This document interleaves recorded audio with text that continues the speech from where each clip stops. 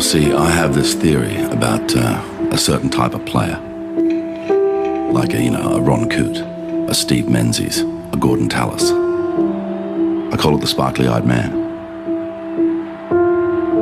He's a guy who can be as vicious as he needs to be. He can do anything he needs to do during the course of that 80 minutes to bring a result towards his team.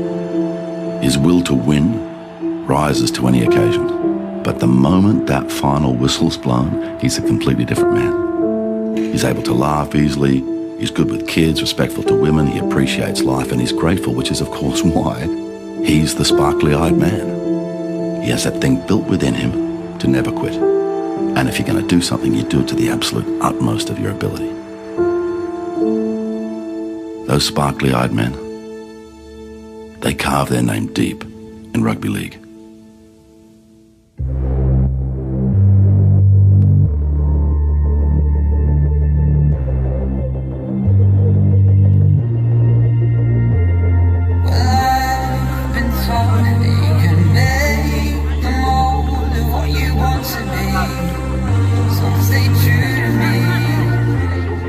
So here I am, the South Sydney Rabbitohs, pride of the National Rugby League.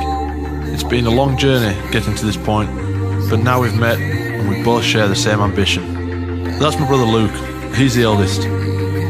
There's the twins, Thomas, and this is George. Tomorrow night will forever become part of South's history when for the first time in over 100 years, four brothers will line up for the same team at the same time. Oh, and that's me, Sam Burgess. But the lads, they call me Slamming.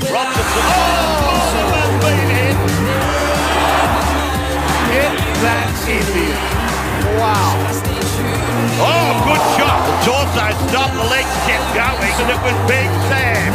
And those Burgess has hit him with everything, including his versatility. Always willing to put his body on the line for the sake to win a game. I know when he crosses that white line that the opposition are always looking out the corner of eye for Big Sammy. I think he's just a complete footballer. He's got a really good football brain.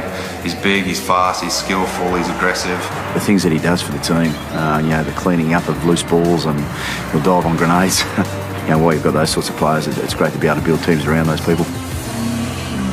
At 18 years of age, he was such a dominant forward.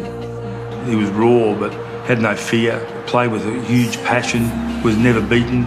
There's all this hype about this new kid coming out and playing for England, named Sam Burgess, and we sort of seen a bit of highlights and that of him, and then all of a sudden I think within his first touch, he scored a try. Back on the inside, Burgess bounces it down.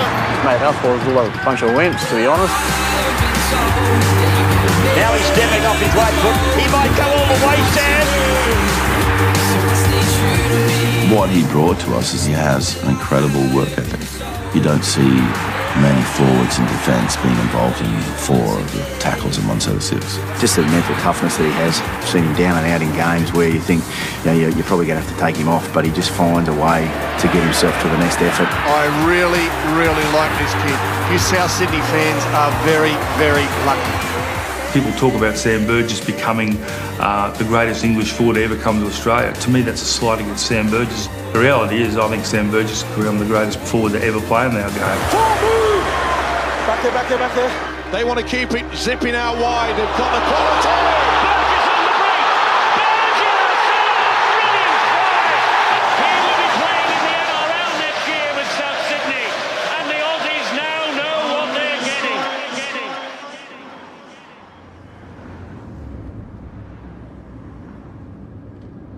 So we just finished last training session before the game tomorrow night. We call it game prep or captain's run. It's a quick sort of 50-minute session. We just run through our plays and try and sharpen things up before the big game tomorrow night. I've got into a ritual of cooking spaghetti bolognese and eating just as much food as I possibly can the night before a game. When we're playing in Sydney, and my brothers love it. My mum comes and joins in and make it sort of, it's been a routine for ever since probably I moved to Australia. So that's where we're going now, and you'll see how much food we eat now before a game. It's pretty impressive.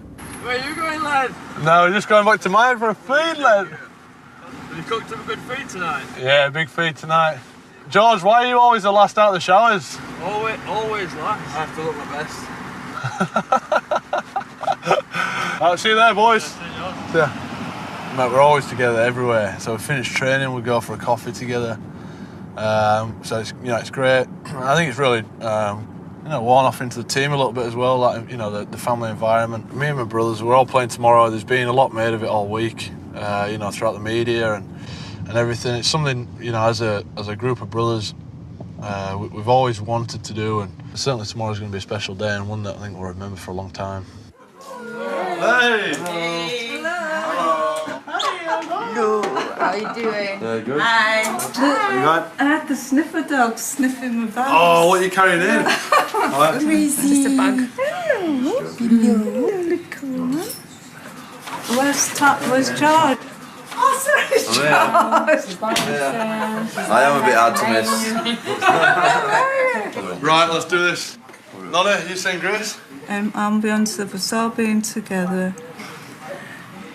And we thank you for all this, dear Lord, in Jesus' name. Amen. Thank you, Nonna. Thank you, Nonna. Best one yet. Right, here we go. Best one yet. I wonder if we'll all get on at the same time. Could be. I think if we've got an put it on. Yeah. It'll put me into back there. Yeah. Oh, that's nice. Can we rewind it? No. What's that? Last week? I did not. That's last week, because that was that new top that I bought. Julie B on camera loves it. Oh, Sammy, that's cute. I never ever thought that it was going to end up like this. I never ever thought that we'd all end up here, ever. I just thought it was Sam's choice to come and live in Australia. And then George dropped the bombshell that he was going to leave, and I thought I was going to die when George left. George sang me a great farewell song that night. I can't deny it. Many times I'm putting out my And Tom did his usual rap.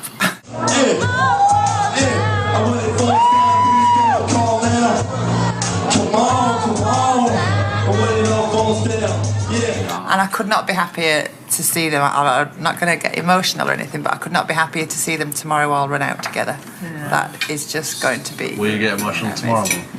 Probably. Have a few glasses of wine and then she'll get emotional tomorrow. I just want to get down at the end of the game on pitch side and get a photo of you all together. Oh, yeah. Boys, did you ever think this would ever happen? Did you ever... I didn't think it'd happen this quick. No, I didn't. I didn't think it would happen this year. Someone said to me the other day, he's got 3 boys. He said, if one of my boys went on to be a professional footballer, it'd be awesome. He said, you look at that. He said, there's all 4 of you, you're all playing professional football. You're going to play together in the NRL. It's tomorrow to go and compete together is going to be massive. So realising that it's not been done for 103 years, so it's quite rare. Can I say really that looking forward to that. I've spent my whole life going to different grounds to watch you all play at different places. I've gone on a Friday night to watch Luke at Leeds. I've gone to a Sunday to watch you at Bradford. I've gone to watch these play for local teams. Every weekend I've gone to at least 2 or 3 games. This weekend I've just got 1 game. We're going to play in the same place for the first time ever. So tomorrow, lad. 10 o'clock. Yeah. See you later. See you. Bye-bye. See you tomorrow. Yeah. Get some sleep, eh? Yeah, sweet. I'll give you a call when I'm on my way over. Alright, see you, lad. That's it.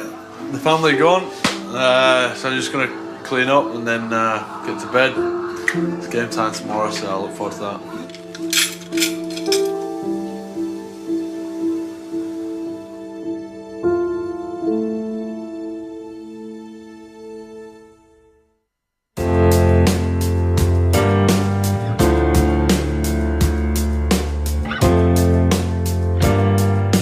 Well, today's a big day. It's a game and it's come around pretty fast, so looking forward to the game tonight. Not nervous, it's a bit of a different feel though, really. Different sleep last night. I was very conscious of playing with my brothers. My phone's been going mad with people texting. There's a bit of a different feel around tonight's game, but certainly going to look forward to it. It's going to be good. Go for a swim with the boys, a bit of breakfast, and then we're into it tonight.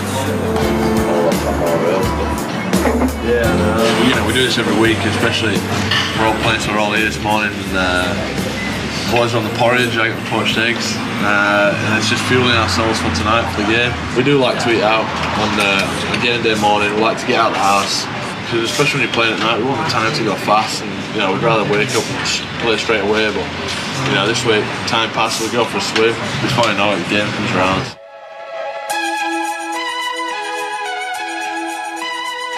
We grew up in a little village called Liversidge. Yeah, it was great, very relaxed. There's not very many people live there. Everyone knows each other. Everyone knew each other. You walk around the streets, everyone knows everyone. We never moved house as a family. We all stayed there throughout our whole childhood. It's a really cool place to grow up. Sam was, dare I say it, I won't say ugly, but he wasn't the best looking baby with his quite large head. Sorry, Sam. Still struggling to get rid of it, some of it from his head. She describes me as like a miniature Buddha. She said I was just so big and fat and always smiling.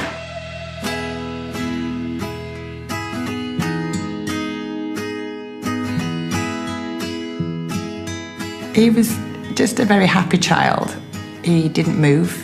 He just used to sit. He didn't walk till he was about 18 months old. He didn't talk. He just sat and smiled and ate and laughed and just was happy to just sit with food around him.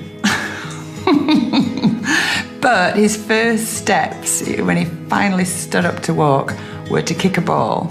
And his first words were not "Mommy, Daddy," it was "ball."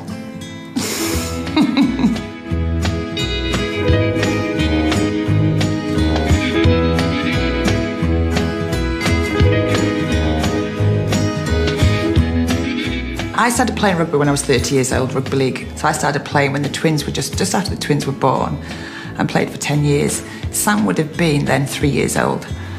Sam would come to every game with me. He would follow me, he would come and watch. He would always ask to come and watch. I've even seen Sam standing behind the posts in Featherstone watching me play in snow. I just used to love going to the footy. It meant I had a football in my hands and I could kick the ball around for 2 hours and not get stopped while my mum was playing herself. I just loved the game so much. I've always known there was something special about him. Sam was always noticed by everybody as having just something a little bit extra. I think it was that little competitive edge, that will to win, and you just know. He was picked in all the rep sides, and he was like the golden boy in his age group. So just one thing I used to speak to Sam about is his belief. He always told himself, whenever he stepped out onto a field, that he had that belief that he knew he was stronger than the people that he was running at. Stronger than the people who were tackling and fitter than the people that he were playing against. So. I don't know if he'll kill me for saying it. He used to have a Superman t-shirt that he always used to wear underneath his playing kit when he was a junior. And I remember once I think I'd lost it, or I'd washed it or put it in the wrong place. And I remember him going absolutely crazy. "Where's my Superman shirt? I need that, I need that, I need that." As a kid growing up, I used to think when I was playing, I had to do something great in a game. I wanted to try and be the best player on the field. That was just my mentality as a kid. And I guess it kind of stuck with me throughout my career and helped me get to where I am now. The first person I used to speak to after my games was my dad. He was heavily passionate about rugby league. He played himself, not as a full-time professional. He was a front row forwards. When we were all kids, obviously, he was still playing. We used to go and watch. As we got older, my dad started coaching and took us down to Dewsbury Moor Rugby Club. Me, Luke and Dad and twins, we were all best mates, I used to be a builder, massive bloke, massive shoulders, arms, and he just used to make all the other parents look small. I used to think, our dad was like Superman, so you could do anything. My parents separated when we were youngish. I was maybe 14, 15, and I stayed living with my dad. Basically, almost immediately after that, it was the diagnosis, which was horrific. I didn't understand it at first. I didn't understand what it meant, or the severity of what motor neuron disease was. I'd never heard of it before. I'd never really seen my dad cry before. Never seen him cry. For him to sit us down and you know, struggled to get the words out that he had motor neuron disease in front of us. It was horrible to find out that, you know, your dad's going to die. You never believe that. Sam, at that moment in time, became the main carer for his father and did a great job.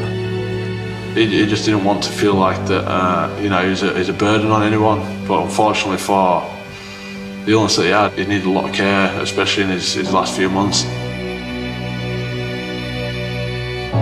Literally carry him to bed, you know. There's 21 stairs to the top, I remember it. That became the norm at home.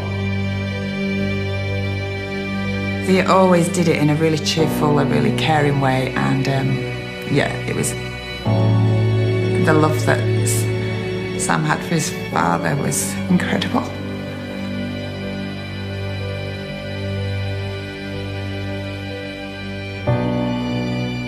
Sam was doing really well, and you know, Dad was really proud of him. Dad was really, really proud of him, as we all were. We're all really proud of him. But yeah, it probably made it really difficult for Sam, you know, trying to care for Dad and, you know, start his own career at the same time.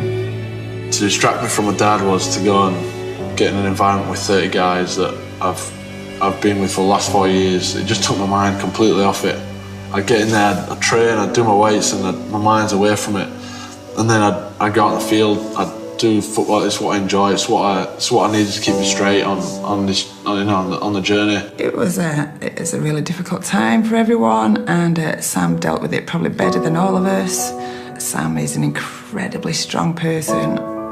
You would almost think that he was the father in a way sometimes, because he was incredibly protective of all his brothers at that time, and you know, would worry more about how it was going to affect the twins than how it would affect himself. And he would often say, "Oh my God, this is too much for the twins. This is too much for the twins," but never for himself. Things gradually got worse over time, and it kind of sneaks up on you a little bit, and you kind of think, "Oh, where's that time going?" And you know, it's just sad, really. But like you said, things happen in life for reasons, and you know, make you stronger. You want to take a break? Yeah.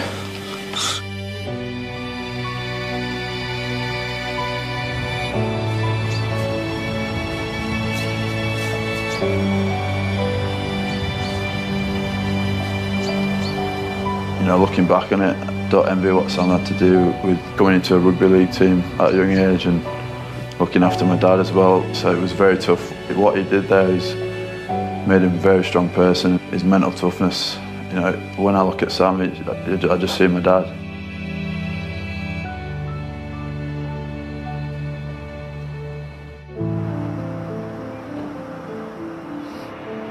It certainly does change the way you look at the world.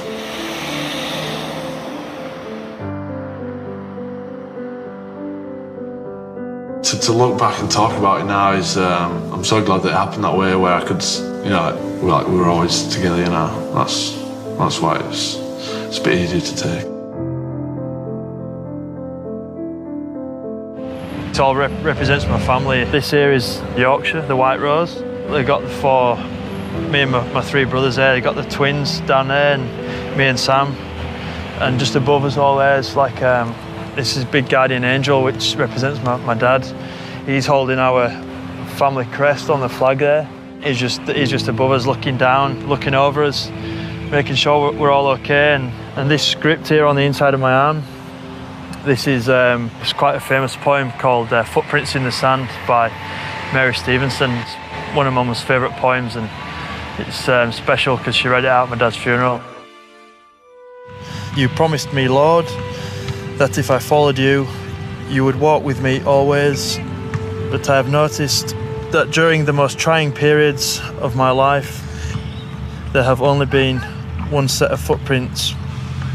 Why, when I needed you, have you not been there for me? And the Lord replied, the times when you have seen only one set of footprints is when I carried you. Me and my brothers are, you know, so grounded about everything. We don't get carried away with what or who we are or what we do. You know, we're still very grounded to, you know, living a normal life. And and really just appreciating what's important to us, and that's the health.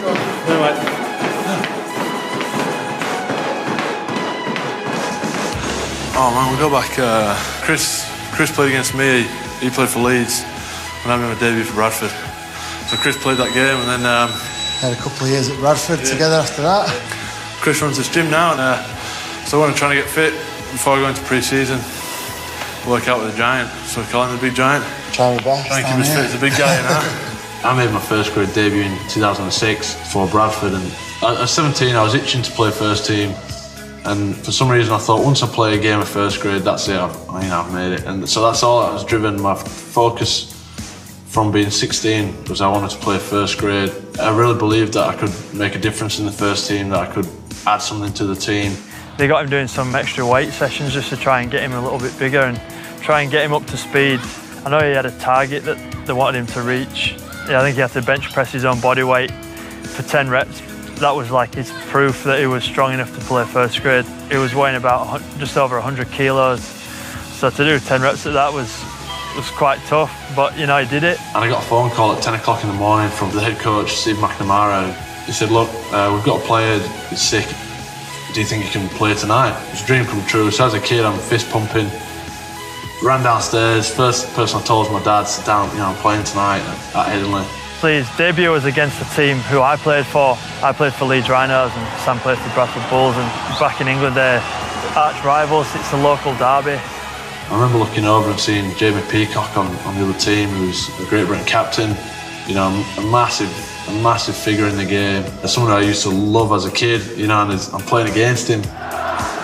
Newton finds Sam Burgess, who's on for his debut. His father Mark here tonight, and he'll be very proud of his son. Danny Williams, big hit from Sam Burgess, knocks him back there. He went well, he's always been the same. He's never, very consistent, gives 100%, just scores hard every time. Playing with him then, he was a leader.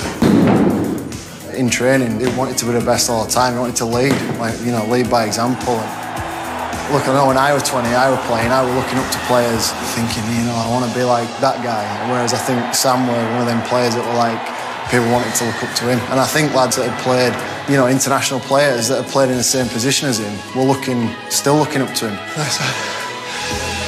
Get ready for the beach, Chris likes to call it, so I can get speedos on down Bondi Beach. That's the main thing, that's the main thing.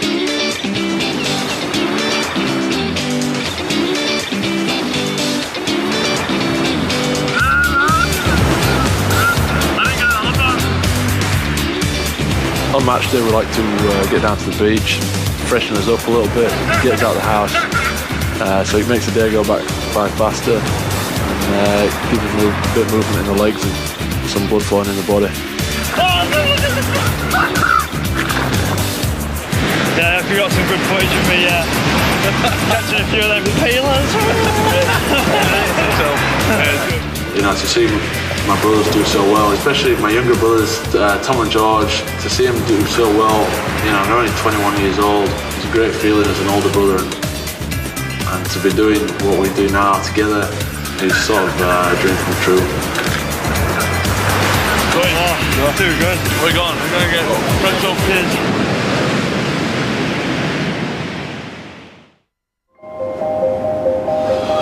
No, not that nervous. I don't get that nervous as a player. It's time switching on. Put your mind on the game now, and it's game time pretty soon. Yeah, the phone's been going off all day. Mark Carroll, work hard, bud. The first try scorer. Take them on, back yourself. Yeah, it's from Mark Carroll, and I'm good friends with him. He used to play at South in Manly. Russell sent through his text as well. He sends his usual text of encouragement, which is always nice. I think it's sinking in now more and become a bit of a reality what's going to happen tonight, and the size of what we're doing is, is pretty big. 2007, probably my best year of football in England was that year. That's when I went and played for Great Britain, sort of 3 months after my dad passed away. It was a strange year because there's so much sadness in my life. So much heartache, and then on the other hand there's so much joy of achieving, goals and things that I'd set out to do. I wanted to just get out of England, I guess. not disrespecting England, but I still had sour, taste in my mouth, with Dad there, and I still living in that same place, and I just wanted to get away from it. I wanted to come and start again. I wanted to play in the best league. I wanted to go to the next level and challenge myself again, and I just had to play good football and hopefully get picked up to play in the NRL.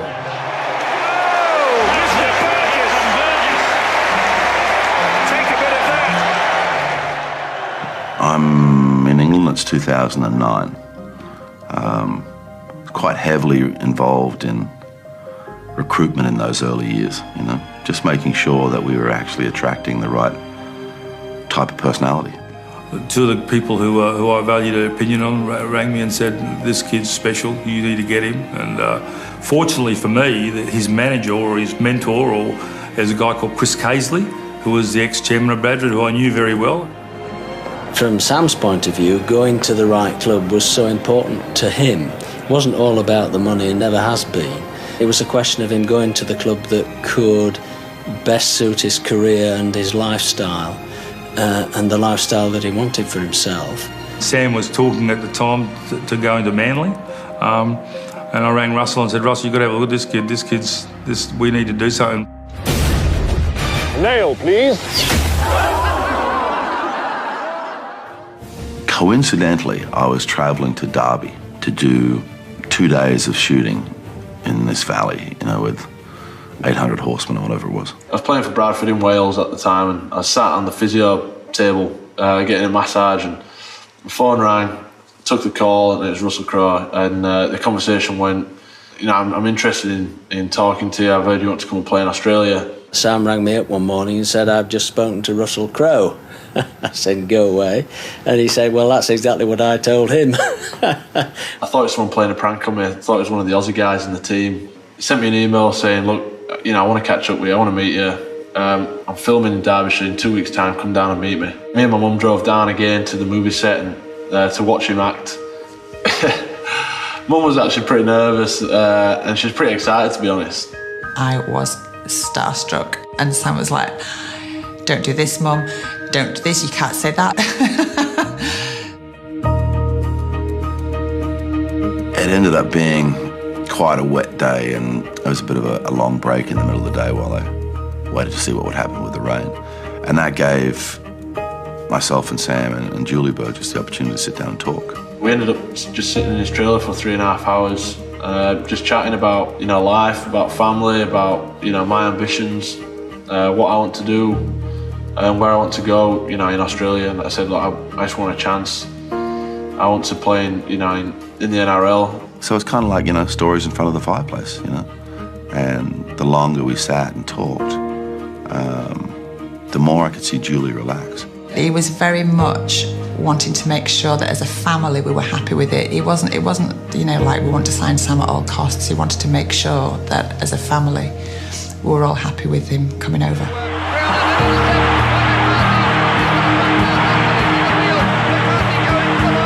He put 20 cents in me and asked me to talk about South Sydney.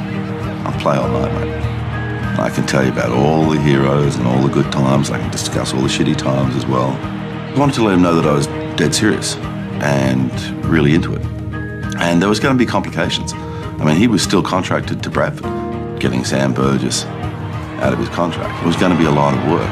And I just wanted to check his temperature and see if the types of thing we'd talk about had actually, landed in his heart, not just in his mind, not just on the surface, but if it was something he was deeply engaged with the idea.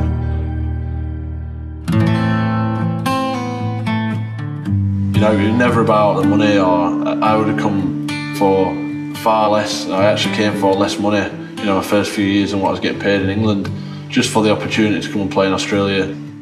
It's going to be my last chance of walking out on here, so I'm just going to enjoy it. It was a great timing for me to have that conversation with him. It was really as one of a group of young guys that we were trying to mould as a forward pack for the future, but also put together a group of guys who could all potentially be leaders and see which one over time stood up. So I could sort of say that I knew that about him, but I didn't know that about him. You know, I projected that onto him. I wanted him to be that guy, you know. I saw that in the way he played. I saw it in the way people talked about him. I saw it in the depth of connection between him and his mum. I saw it in the depth of connection between him and his mentor. Will you be having Sunday roast in Australia, Sam? Will you be having Sunday roast? Do you think you'll be having Sunday If I can find someone to cook it for me. No, I probably might do. I'll probably just get a barbie instead. And I knew that they knew him at a much more essential level than me. And everybody gave me the kind of energy about that, right? That he is the guy. You know, he can do that. He will work that hard. Russell did the smoozing and did a great job and has become very close to the family now. And behind the scenes, I was working with his manager, Chris Casely, to bring him to Australia. So it was a joint effort, and it's turned out great for the club.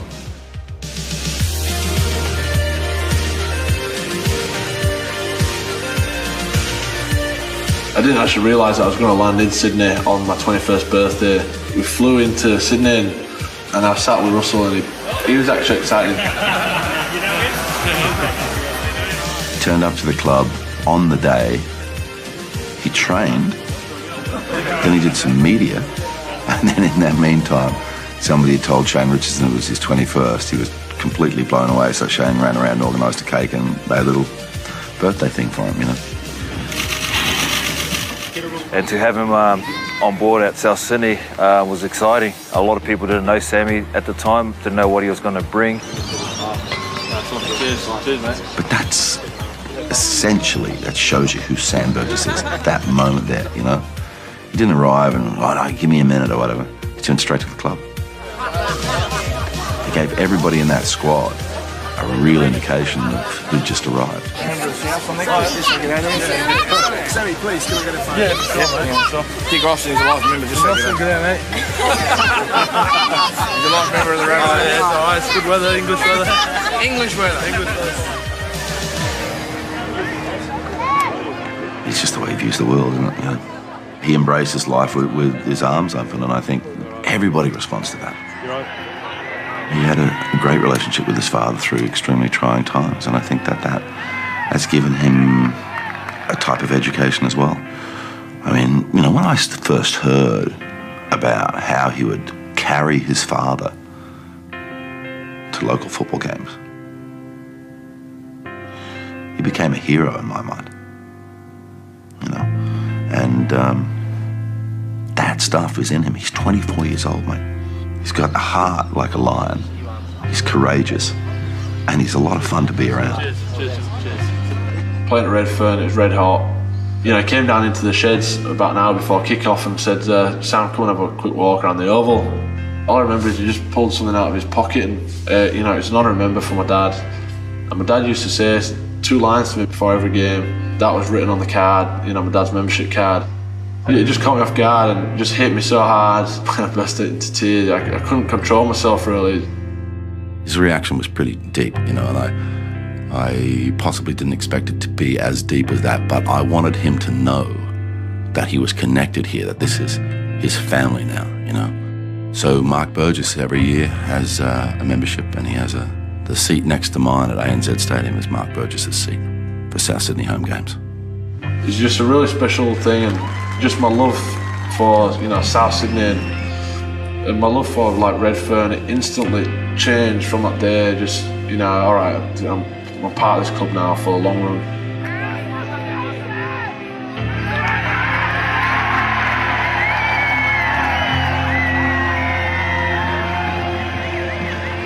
I feel a little bit emotional, you know, in a way, just overwhelmed by the support that you're getting, you know, over here. So, man, I'm just happy to be here, just enjoy myself as a 21-year-old, you know.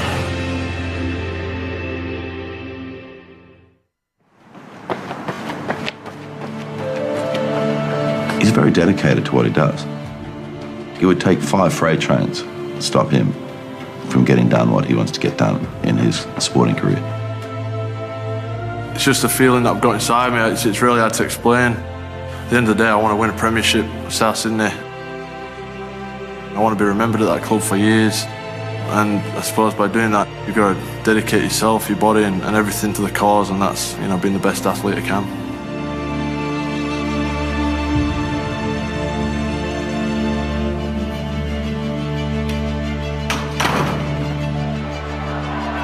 Great chance here for the Rabbitohs to extend the lead straight away. Diving out, planting it down. Sam Burgess has his first try in the NRL.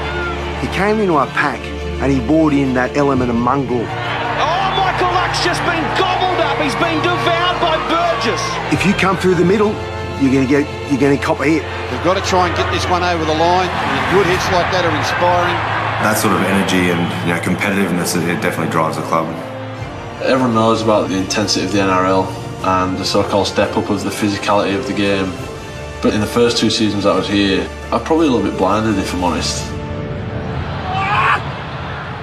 He's hurting himself, mate. He's hurting himself. He's hurting himself. I used to put my whole body into everything. I guess I kind of pushed my body probably further than it's naturally supposed to go, and that's when it fell out. The transition wasn't easy. I mean, he showed within the first couple of games that he played that he was a potential superstar of the NRL. But his body wasn't used to the type of grind, the type of contact. He was probably a bit of a kamikaze player when I first got here, but that was just that effort. You know, he put everything into it rather than understanding, which and sometimes it was probably to his detriment. There were some feet issues, there was a knee issue, there was a massive labrum tear in his shoulder, and lesser